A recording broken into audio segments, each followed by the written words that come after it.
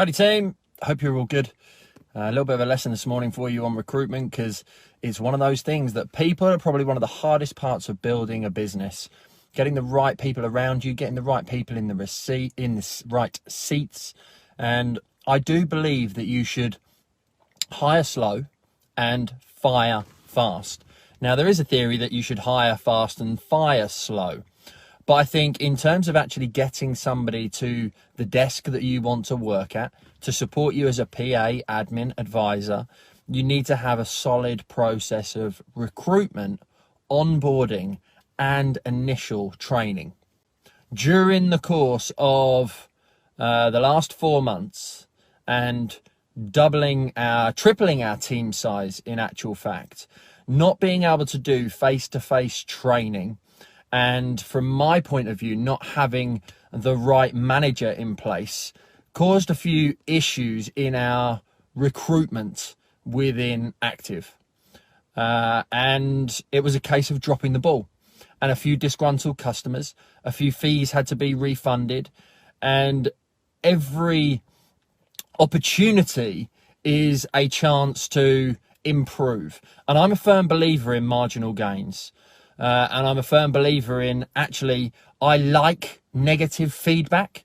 I don't like it when we're not getting negative feedback and when we're only getting positive feedback. Because how can you understand what needs improving, where you're perhaps dropping the ball, and where things are potentially going wrong within your sales process?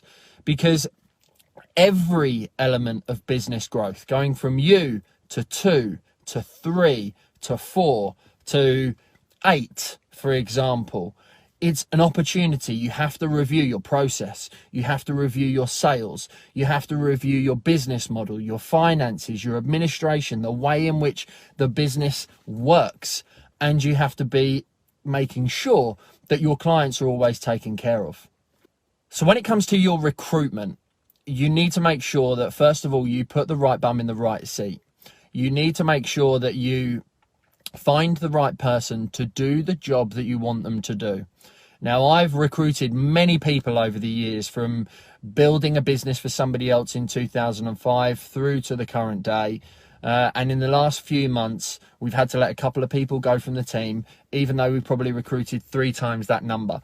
And there's always going to be people that aren't a right fit for your business.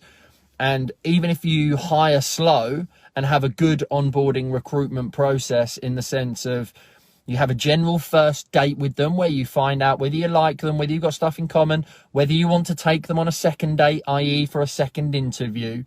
And in that second interview, you get a little bit more specific. For example, on the first interview and the first date, you don't start talking about marriage and kids and all this kind of stuff. You just talk about what films you like and what mindset you got and what, your favorite food is and places that you've been on holiday and all that kind of stuff, to find whether you've got some commonalities. What's most important to you in your life is a great question for a first interview. On the second interview is when you start getting specific about the job, what your expectations are. So I would say that first interview is relatively informal. Second interview is very formal, a bit more structured, because you want to work with people that you like, but also you want to make sure that you can help them achieve their goals and help make sure that they're a right fit for your culture and your vision, mission, and values. So once you've then done that, you need to have ideally a third person take a look and have a chat with them. Someone who knows you well and knows what your expectations are. I've had my dad do it in the past, been self-employed for many years. Now I've got a team. I have 2 people on my team who are integral to having a chat with new people. It doesn't make a fail-safe, but certainly you need to make sure that they're right for the role that you want to do. And for example, Jack, he's awesome. A lot of you will know him from the academy. He has had a variety of different roles. He's done social media for me, for Active, for Mortgage Pro, podcast, YouTube, Facebook, Instagram, LinkedIn, this, that. He's done so many different jobs and roles that he's never been an expert at any particular one. And I talk about superpowers all the time. And I think it's vital that you understand when is the right time to take on somebody else to leverage someone else's superpowers. Because if you give someone too much to do, they can get overwhelmed and frustrated, and actually they don't get good at absolutely anything. So let's assume that we've been through a nice slow onboarding process, and there's various different personality profiling that you can bring into the business, and you can get them to get a clear understanding of this mindset up here in the brain and the type of person that they are. If you get the opportunity to bring them into, the office for half a day, or, to sit with you for a day so they can ask relative questions, you can see what they're like, then great if you can do that. It's not always easy to do, but if you can, then it's definitely a big part of the recruitment process to have them sit with you and just get a better feel for them a bit further down the line. So let's assume now you've got them into the business. You need to have a good training plan to bring them in. You need to make sure that you show them, they write checklists and they write job processes, and then you observe them. You observe them doing it, and then you let them fly with it. But when you let them fly with it, you need to make sure you monitor.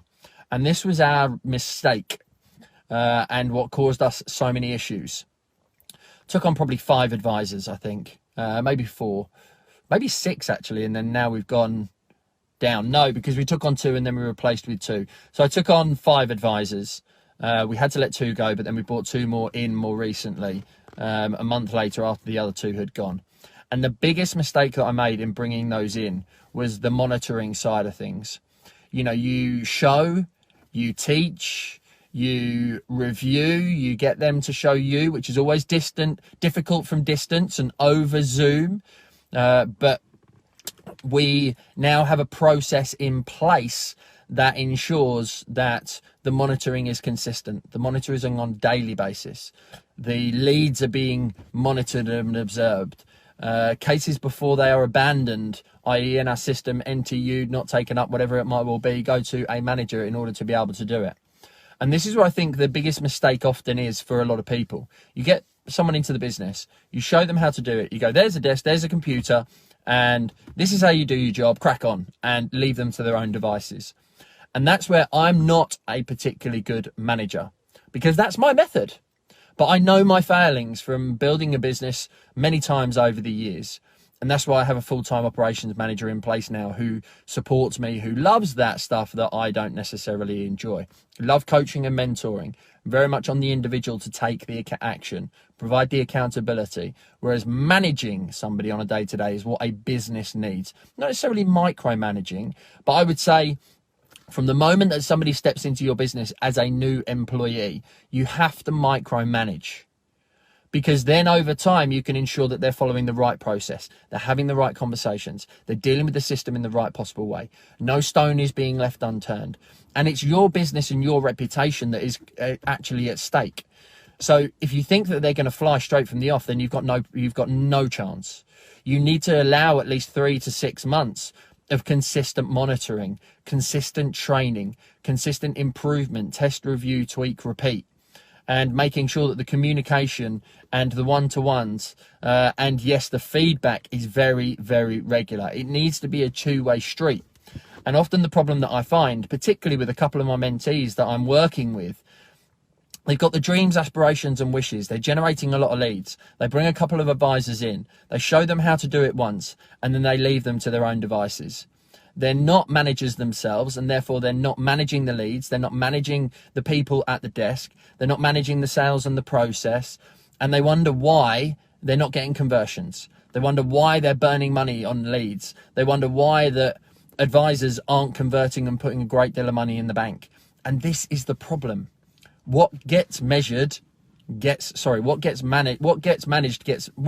measured gets managed. So you need to measure your leads, therefore you can manage them, therefore you can manage the people dealing with them. And this was the mistake that we have made. We tried to give too much reliance on people straight from the off. We didn't monitor the volume that was coming in on a weekly basis. We didn't go back and ensure that they work the active way. And think that you need to allow the time in the early phases of recruitment for shadowing, which is very hard when you're training from distance. Because if you've got an office, brilliant. Just allow somebody to sit with you for 1 to 2 weeks at least. Write checklists, write everything down that you ultimately do. Get them to do a few tasks, but formulate their job role from observing and identifying what their skills are. If you can do that, then that's going to help you to move forward. But once they're doing that, you need to then have that weekly review. You need to ensure that what they're dealing with, they're actually dealing with in a proficient way and the way that you want it to be done, plus putting their own stamp on it. And especially for your advisors, you know, we have a process for our advisors of checking prior to the illustration and quotations and, after research, after fact find, prior to illustration and quotations being given to the client to make sure that recommendation and advice is good. We then have a process of checking that the application and the details haven't changed from the quote being given to the application being submitted, and that gets checked in the early stages. And then we have a process of third and final before the suitability letter goes out to the client to make sure that everything is correct.